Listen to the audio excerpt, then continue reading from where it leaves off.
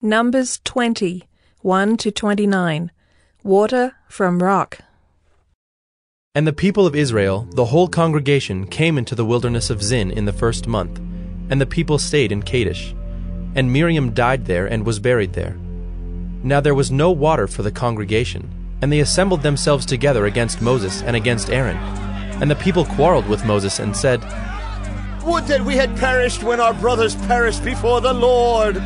Why have you brought the assembly of the Lord into this wilderness, that we should die here, both we and our cattle? And why have you made us come up out of Egypt to bring us to this evil place? It is no place for grain, or figs, or vines, or pomegranates, and there is no water to drink." Then Moses and Aaron went from the presence of the assembly to the entrance of the tent of meeting, and fell on their faces. And the glory of the Lord appeared to them, and the Lord spoke to Moses, saying, "Take the staff and assemble the congregation, you and Aaron your brother, and tell the rock before their eyes to yield its water.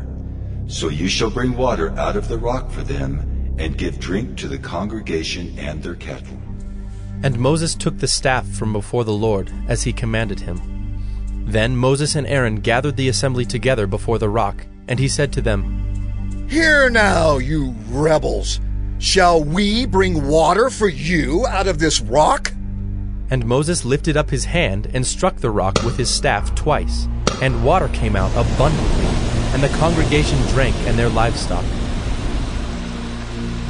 And the Lord said to Moses and Aaron, "Because you did not believe in me to uphold me as holy in the eyes of the people of Israel, therefore you shall not bring this assembly into the land that I have given them." These are the waters of Meribah, where the people of Israel quarreled with the Lord, and through them he showed himself holy. Moses sent messengers from Kadesh to the king of Edom. "Thus says your brother Israel, you know all the hardship that we have met, how our fathers went down to Egypt, and we lived in Egypt a long time. And the Egyptians dealt harshly with us and our fathers. And when we cried to the Lord, he heard our voice and sent an angel and brought us out of Egypt. And here we are in Kadesh, a city on the edge of your territory. Please let us pass through your land. We will not pass through field or vineyard or drink water from a well. We will go along the king's highway. We will not turn aside to the right hand or to the left until we have passed through your territory." But Edom said to him, "You shall not pass through, lest I come out with the sword against you." And the people of Israel said to him, "We will go up by the highway, and if we drink of your water, I and my livestock, then I will pay for it. Let me only pass through on foot, nothing more." But he said, "You shall not pass through." And Edom came out against them with a large army and with a strong force. Thus Edom refused to give Israel passage through his territory, so Israel turned away from him. And they journeyed from Kadesh, and the people of Israel, the whole congregation, came to Mount Hor.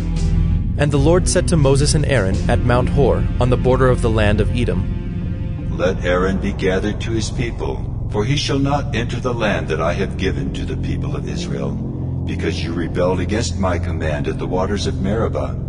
Take Aaron and Eleazar his son, and bring them up to Mount Hor, and strip Aaron of his garments, and put them on Eleazar his son. And Aaron shall be gathered to his people, and shall die there."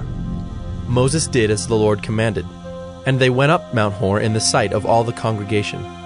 And Moses stripped Aaron of his garments, and put them on Eleazar his son. And Aaron died there on the top of the mountain. Then Moses and Eleazar came down from the mountain. And when all the congregation saw that Aaron had perished, all the house of Israel wept for Aaron 30 days.